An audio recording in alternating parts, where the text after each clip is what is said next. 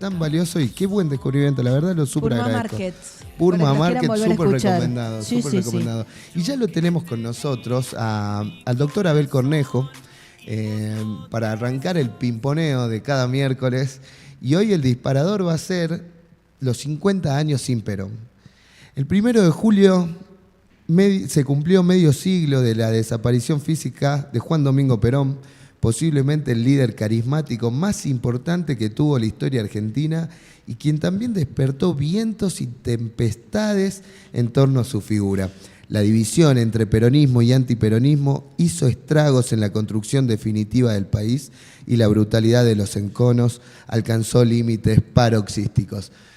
¿Cómo le va, doctor Abel Cornejo? Esa es la introducción de su columna y con eso vamos a arrancar esta charla. Después de esa introducción es como munición gruesa, ¿no? Sí, sin duda, sin duda, sin duda. Es paradójico que Perón haya sido parte constitutiva de la Argentina del siglo XX, del Estado Nacional del siglo XX, y a su vez también, por los enconos que generó ese movimiento político y su figura, a su vez se ha convertido en un límite que ha impedido que la Argentina avance por un juego de, lo decía Guillermo Donnell, un historiador, un juego de suma cero, donde nadie tiene el poder para imponer, pero sí el poder para coartarlo al otro, de que no pueda avanzar el otro.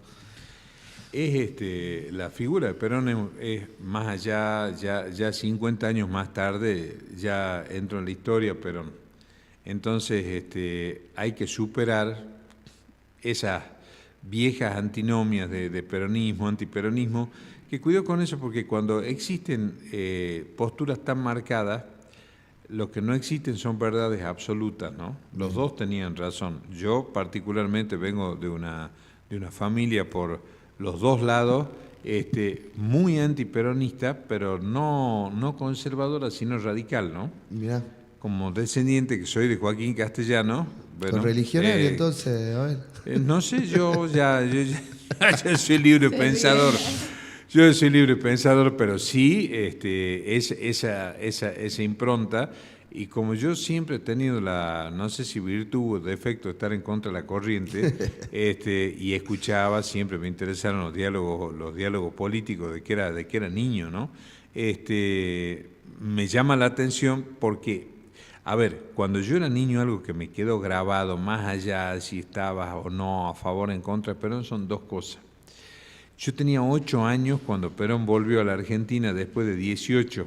De exilio. Y me acuerdo que una de las cosas que se señalaban en los noticieros de esa época, esto está en los libros, o sea que si lo pueden chequear para que vean que no hay invención ninguna, porque es una anécdota histórica. Dicen que el 17 de noviembre del 72, que es cuando vuelve Perón, después de 18 años,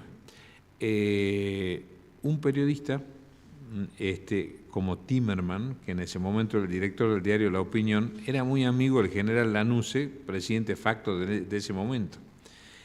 Y además Lanusse era dentro de lo que era el centro derecha como alguien donde había cierta expectativa política también. La cuestión es que ellos monopolizan la escena nacional, Lanusse y Perón o Perón y Lanusse.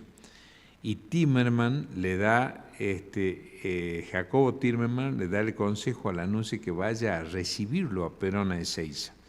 Lanusse le contesta que él lo había pensado eso, pero que si llegaba a tomar esa determinación no duraba 2 horas como presidente porque obviamente le encabezaba un sector que la figura de Perón podemos decir causaba repugnancia, ¿no? Claro. En las ucronías, que es la forma como se estudia la historia ahora, es decir, la contrahistoria, cuánto dolor se hubiese evitado la Argentina si eso hubiese ocurrido, y particularmente por el encono recíproco que había, ¿no? Entre Perón y Lanusse, y Lanusse-Perón. Recordemos que Lanusse había dicho en un discurso que Perón no volvía porque no le daba el cuero. Junto con eso, le había devuelto, entre las cosas macabras, porque en este país...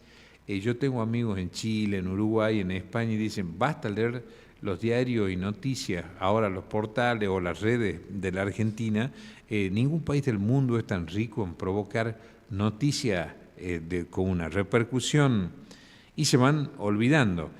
Recordemos juntos los 18 años de exilio de Perón, Fueron 18 años que el cadáver de Eva no se sabía dónde estaba. Se sabía que estaba en Italia, en un cementerio, con un hombre, Maria Maggi, enterrado literalmente bajo 7 llaves, y Lanuse, en la apertura democrática del 73, decide devolverle el cadáver a Perón, ¿no?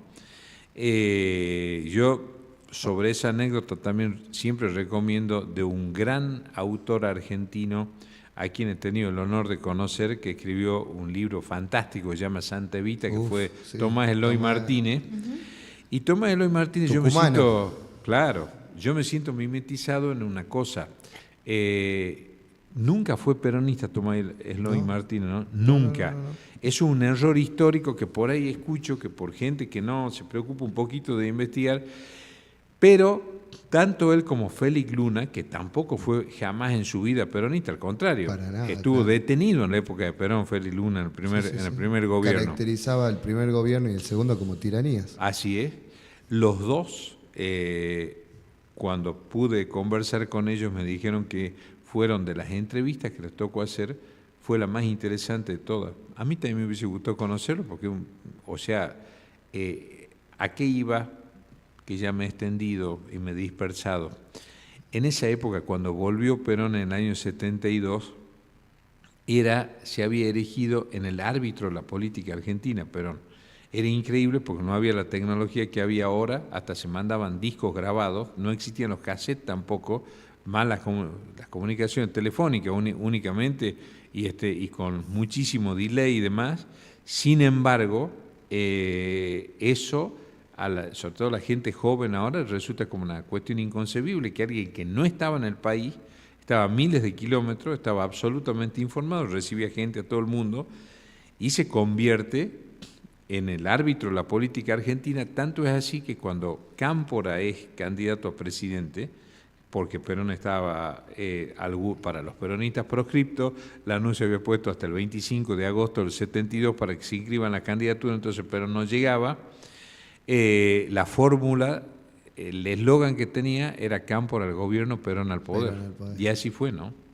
Así fue. Por eso duró tan poco también su presidencia. ¿Y qué digo yo también? Esto un poco como reproche, ¿no? Ya hace mucho que no es el árbitro de la política argentina, Perón, por razones obvias, pasó medio siglo de su muerte. Sin embargo, hasta no hace tanto tiempo, para ganar elecciones había que poner la foto de Perón y de Eva para tener votos o identificarse con determinado sector. Yo creo que es una asignatura pendiente que tiene el peronismo, así como el radicalismo puso las figuras de Alén o de Irigoyen como figuras tutelares del radicalismo, indiscutidas, ¿no? Yo agregaría una tercera figura ahí, ¿no? Dentro del radicalismo, que fue la del doctor Arturo Humberto Ilia. Tengo una foto con Ilia de chico. ¿Sí? Yo. Sí, Ilia es una figura dentro de la historia argentina, una especie de santo laico, ¿no? Un personaje único en cuanto a su austeridad, en cuanto a su sencillez, en cuanto a su humildad. Fue muy maltratado, con tal autoridad moral que cuando lo derrocan a Ilia como presidente, sale caminando por la puerta de la Casa Rosada, la que no se usa nunca, por ahí salió, y para un taxi, y el taxi no lo quería llevar porque le decía: señor presidente, usted lo acaban de derrocar, nos van a meter preso a los dos. Pero Ilia, ¿por qué digo yo la figura de Ilia? Porque es más moderno que Irigoyen y Alén. Sí. Y es un presidente que desde el punto de vista ético es un ejemplo en el mundo, solamente comparable hoy con Pepe Mujica. Distinto, ¿no? Pero eso era Ilia. Entonces Ilia es una persona que tuvo una de las figuras más importantes de su gobierno, fue el salteño. Por supuesto, y además dos cosas del gobierno de Ilia que es imposible olvidársela, más que yo soy ultranacionalista en el buen sentido, ¿no? Una, la Ley Nacional de Medicamentos del doctor Arturo Oñativia, que es no solamente un acto de soberanía política como ninguno, sino que de haberse seguido aplicando, que por ahí están una de las llaves para no entender, porque un golpe como todo, pero ese golpe particularmente el de Ilia, le hizo un daño infinito al país, ¿no? Sin duda. ¿Qué pasaría si todavía hoy tuviésemos esa ley, ¿no? En vez de tener los precios actuales de los medicamentos, podrían ser medicamentos fabricados en este país. Hace un ratito repasamos de las cosas que más subió y que más golpea a los jubilados, son los medicamentos. Más del 1000%. Y la otra cuestión en el gobierno de Ilia es que es la única vez en la historia argentina que estuvimos muy próximos a recuperar las Islas Malvinas. Ah, sí, eso no sabía, doctor. Claro, Ilia tiene un canciller enorme, que es Miguel Ángel Zavala Ortiz, que era de otra facción del radicalismo de Ilia.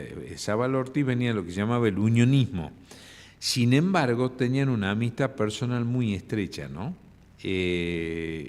Ahí hay que aclarar otra cosa. Zavala Ortiz era de origen cordobés, pero Ilia no. Ilia ejerció. ¿No era del Club del Eje? No. Ilia ejerció la medicina, hizo política en Córdoba, fue una figura expectable, pero Ilia es nacido en la ciudad bonaerense de Pergamino.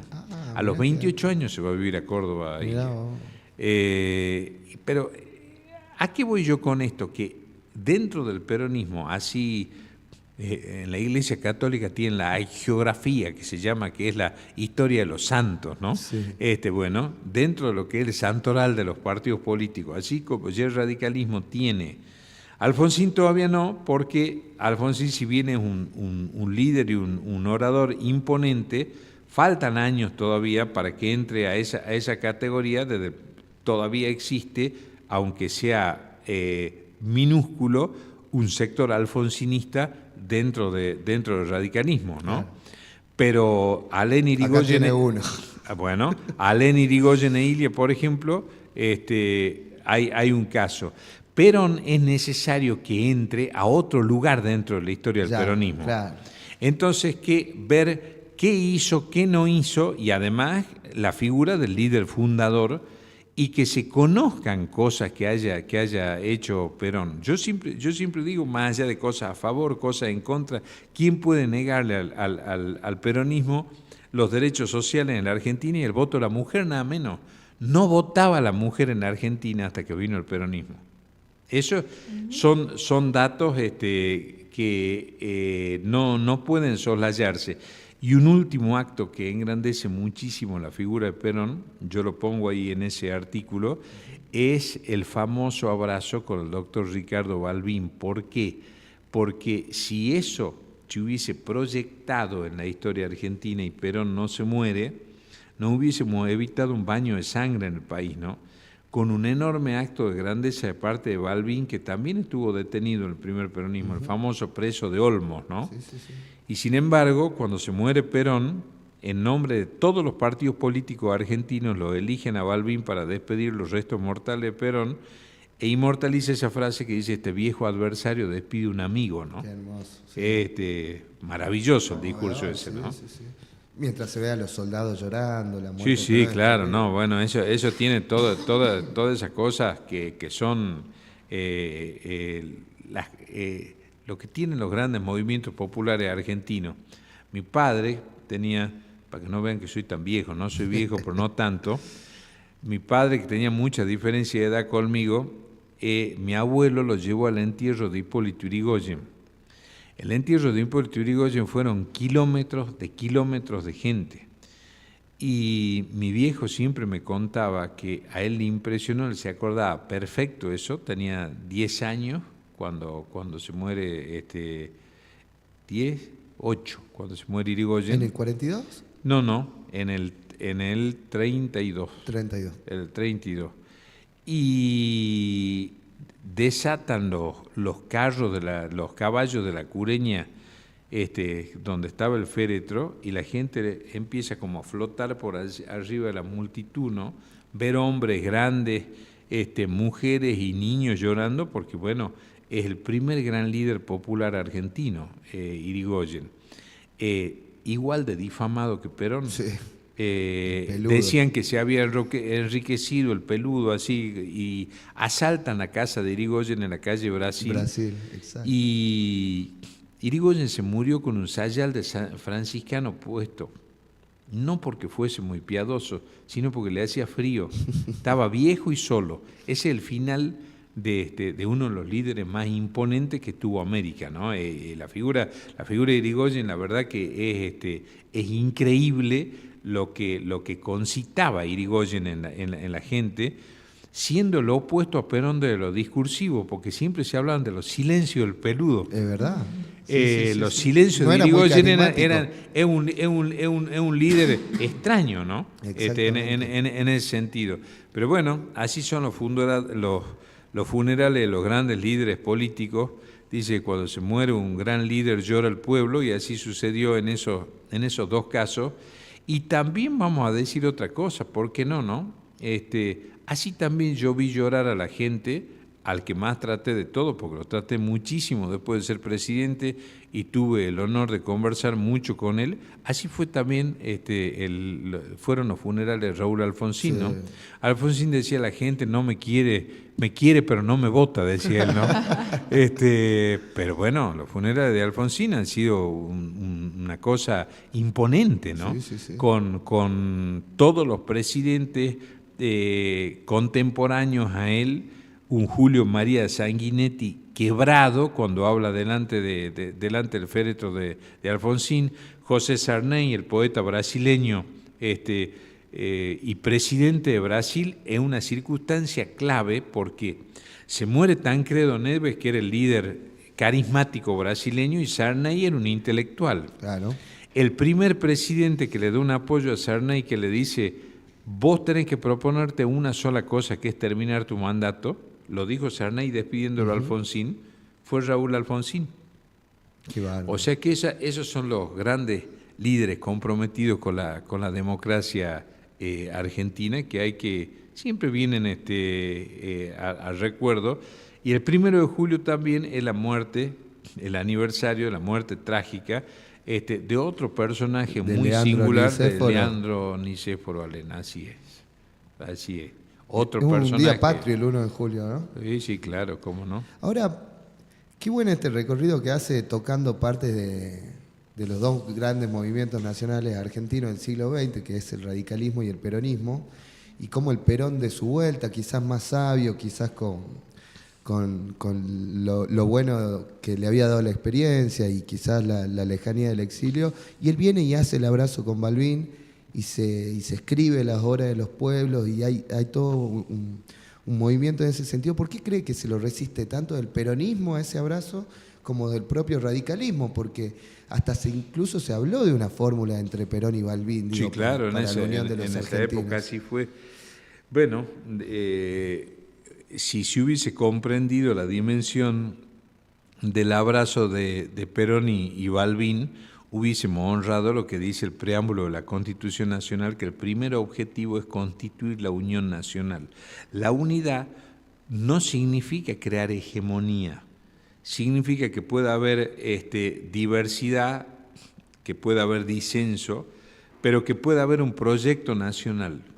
Es lo más importante. Pueden gustar o no gustar, pero Irigoyen tuvo un proyecto nacional imponente, ¿no? Ahí estuvieron Sabio, tuvo Mosconi, a pesar de todos los ataques que se le hacían por demagogo, muy parecido a lo que se le van a hacer a Perón después.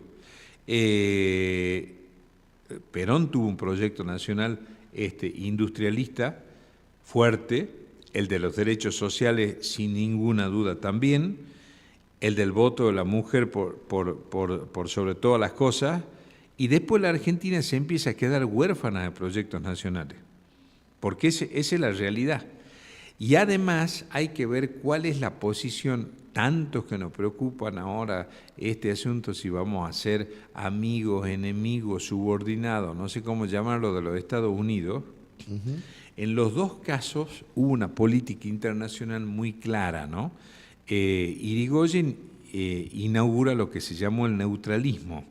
Perón la tercera posición. La tercera posición del peronismo es la base que va a crear después el movimiento de países no alineados, es decir, la distancia con las potencias imperialistas.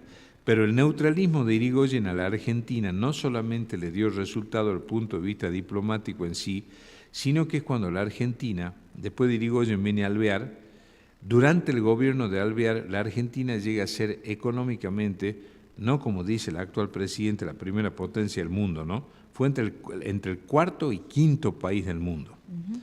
Cuarto país en vías férreas en el mundo en aquel momento. Entonces, bueno, eso es el resultado de que haya políticas de Estado, políticas claras aparte, y que además políticas inclusivas.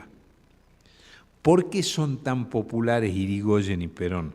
No es solamente por el carisma o porque fuesen buenos oradores o porque supiesen hacer buena rosca política, de luego que lo sabían todo ese tipo de cosas, porque habían proyectos nacionales inclusivos que le cambió la vida a muchísima gente, le guste o no a la gente que haya existido la justicia social, la solidaridad, distintos modelos que se han ido generando, y que la educación pública, en el caso de Irigoyen, pero además no se renunciaban de logros anteriores. La educación pública en este país la implanta Julio Argentino Roca, quien la potencia a niveles exponenciales es Hipólito Yrigoyen. Y después, en la educación pública, durante el peronismo... Con la reforma del 18 también, ¿no? La reforma universitaria. Por supuesto. Pero la reforma universitaria tiene una cosa extraordinaria que es su autonomía, ¿no? Eso supera todos los partidos políticos. Pero fue un clima de época que ayudó, digo.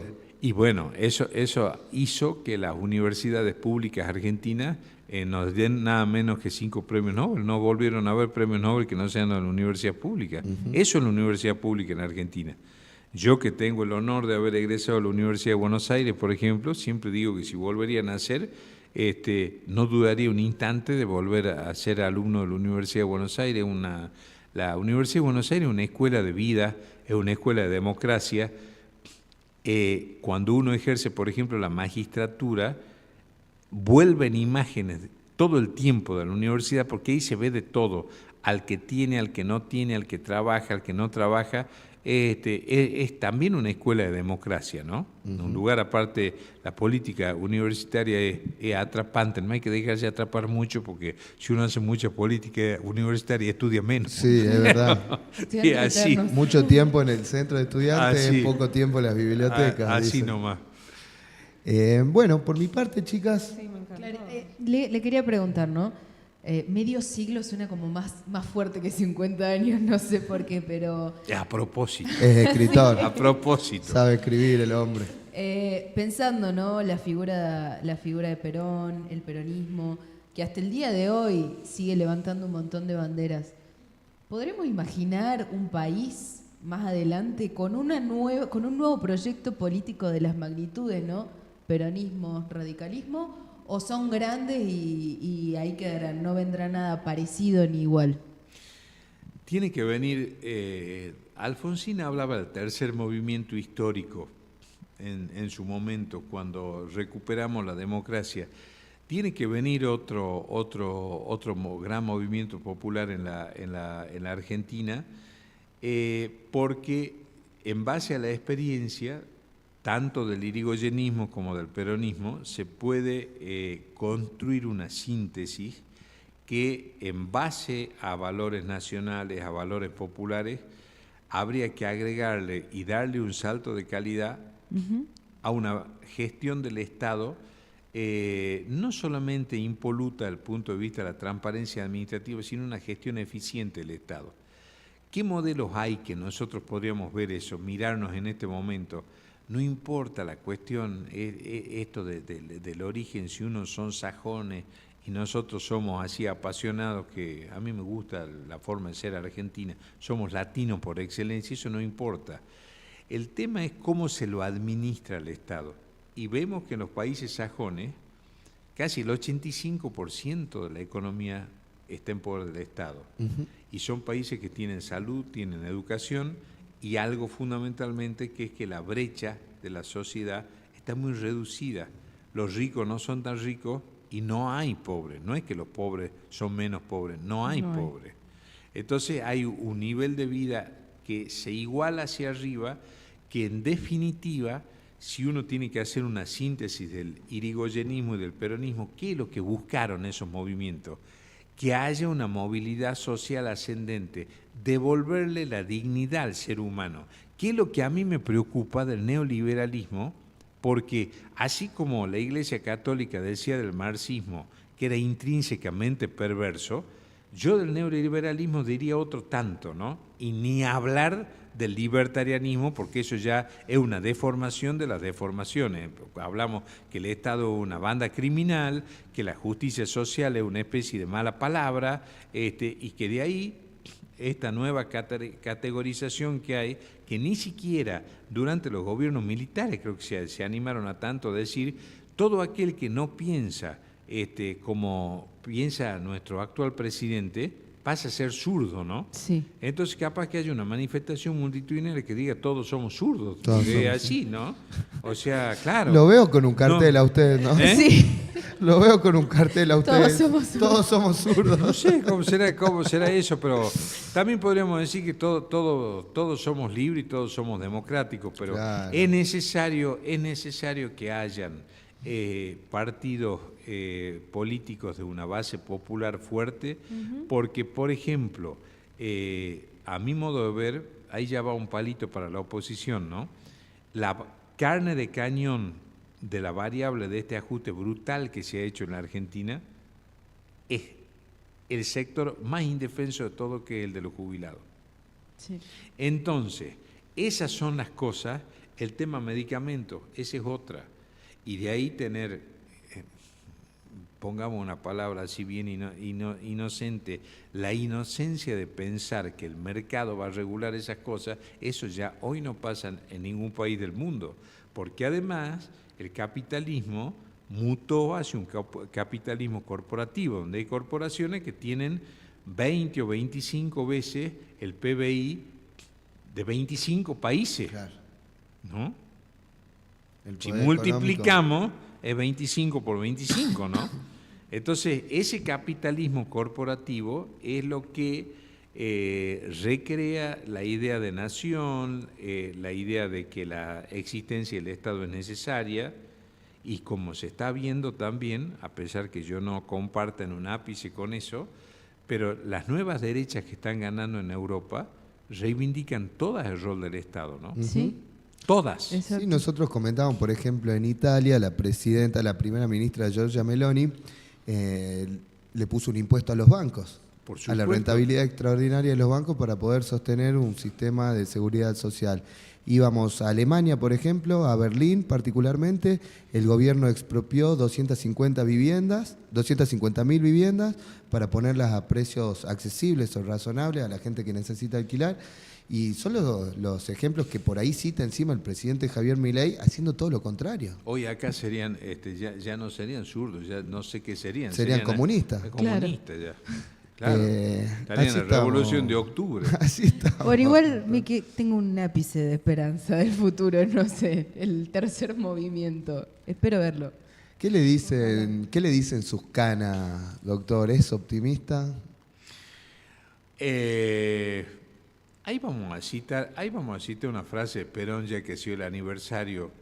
Poco tiempo antes de que se muera Perón le hacen un reportaje, ¿no? Entonces le dicen que tenía 79 años y gastadito a los 79 años, había tenido 4 Sí. infartos encima, tenía unos problemas respiratorios y demás, y le dicen cómo se ve la vida en la vejez, ¿no? Yo no tengo esa edad todavía, ni tengo los problemas eso de salud, por suerte, pero dice, hay algo en el corazón que se apaga y algo que en la mente lo intimida, ¿no? Eso es cuando Qué uno fuerte, está ¿no? fuerte, hacia el final. Nunca hay que perder la esperanza con eso. Lo que pasa es que ahora se dio un fenómeno que se haya, por un cambio de época, por hartazgo, por malas políticas, por todo eso que se produjo a nivel, hay un error de apreciación, ¿no? Está bien que Milei es un outsider y que es un fenómeno argentino. Ahora, el cambio de época lo vemos que se da en el mundo, ¿no? En el mundo se da el cambio de época. Entonces, ahí estará el tema que dentro de la juventud, de las nuevas generaciones que son las que tienen que ocupar el poder y hacer un recambio dirigencial que es absolutamente necesario, y lo subrayo eso, Yo me alegro mucho, por ejemplo, que haya un gobernador como el de Chubut que tenga 36 años. Tan mal no le va, ¿eh? No. Lo veo súper bien plantado y podré coincidir o no con él, pero me parece que tiene la madurez, el aplomo suficiente y que aparte concita dentro de su provincia mucha simpatía. Tiene una enorme diferencia con el presidente Nacho Torres, que cuál es, Nacho Torres no insulta y conversa. Parecen cosas complicadas, pero son sencillas. Entonces yo creo que el futuro del país pasa porque haya una alternativa con propuestas distintas a la actual, sin que eso nos lleve a un clima intelectual de guerra, que no hayan insultos descalificatorios, se puede tener la mayor vehemencia en la defensa de una idea, pero tanto el radicalismo, sobre todo con la revolución del 90 en su momento, o el primer peronismo del 17 de octubre, fueron movimientos jóvenes. Entonces, siempre salen de la juventud los cambios. Así que ahí hay que tener, yo tengo mucha esperanza en ese sentido. Tremendo. El manifiesto liminar de la reforma universitaria dice, en una de sus partes, entonces la única esperanza, la única ventana abierta a la esperanza es el destino heroico de la juventud, porque no se ha contaminado. Así que bueno, doctor, acompañe. Veo que su equipo tiene grandes personas. Así Dos que generaciones abajo que exactamente. Eso es bueno. Eso denota que le da lugar a los jóvenes, claro, y es muy valioso. Así muy tiene valioso. que ser. Así tiene que ser. Me quedo tentado de preguntarle cómo se ve el 2025, pues lo estoy viendo político, lo estoy viendo combativo y eso está bueno. Bueno, pero eso es toda mi vida. Eso me preguntan mucho, pero yo también quisiera ser coherente en el sentido de que surja algo, porque ¿qué veo yo el 2025 en Salta? Veo figuritas repetidas, ¿no? Entonces, ojalá empiecen a surgir, no solamente ahí nos vamos para el otro lado de la cordillera y a otro lugar del arco ideológico. A mí me impacta mucho el presidente de Chile, el presidente de Chile, el Partido Comunista, ¿no? Sí. Que de paso le debería dar una receta médica a la izquierda argentina, que se baje unos cuantos escalones la soberbia que tiene y aprendan a competir. El presidente de Chile, el Partido Comunista, ha sido elegido por el pueblo chileno. A mí me parece que desde sus formas a su forma de gobernar, es un presidente ejemplar, y sin embargo tiene 37 años también. Wow. O sea, como si Nacho Torres fuese presidente, nada más que él es presidente de Chile, ¿no? Y veo que es un presidente que no solamente tiene mucha autoridad, sino un presidente abierto al diálogo del mundo. Hay que escuchar el discurso de Boric despidiéndolo a Sebastián Piñera, que estaba en las antípodas ideológicas, pero hay que acordarse además que Boric es uno de los que encabeza toda la rebelión que llevó a 6 millones de chilenos a la calle y que provoca el cambio de la Constitución de Chile, que todavía se está discutiendo, ¿no? Pero sin embargo, cuando tiene que discutir, como tienen vocación democrática comprobada los chilenos, no tienen problema en rendirle los tributos finales al presidente que había muerto accidentado, ¿no? Eso es la democracia. Pienso en Uruguay, también podemos hablar de Uruguay el próximo programa. Pero con todo gusto, es un lindo ejemplo también. Uruguay tiene ejemplos, bueno, ahí está un abrazo mucho más reciente que el de Pepe Mujica y el de Sanguinetti, ¿no? También. Y la calle Pou, el actual presidente. No, la calle Pou es un gran líder latinoamericano. Es un estadista, tal vez no tan joven como Boric o como Nacho Torres, pero con mentalidad joven y con ideas muy claras, ¿no? Muy claras, y lleva, a mí me parece que ha hecho un gran gobierno. Aparte, un hombre, por ejemplo, ¿qué es lo que quiere la gente ahora? La calle Pou se divorció siendo presidente de Uruguay y lo anunció en una suerte de conferencia de prensa porque quería evitar los rumores. ¿Quién se acuerda después del divorcio de la calle Pou? Nadie. Sin embargo, él... Completamente público. ¿Por qué? Porque son ciudadanos que trabajan de presidente, entonces no hay esa dicotomía, ni esas ambigüedades, ni la hipocresía, ¿no? Es un ejemplo para aprender. Muy parecido al escándalo de Menem en los 90, en Olivos con Zulema. Doctor, muchísimas gracias. Siempre, la verdad que es un gusto. Me imagino que será, perdón, un después de almuerzo, ¿no? Con un vino la charla se puede extender mucho tiempo. Muchas gracias y lo esperamos la semana que viene. Muchas gracias a ustedes. Un minuto, poneme cámara en blanco y negro nada más, no nos vayamos con ninguna motocam, algo de música y ya volvemos, nos queda media hora, chicas, tenemos que ir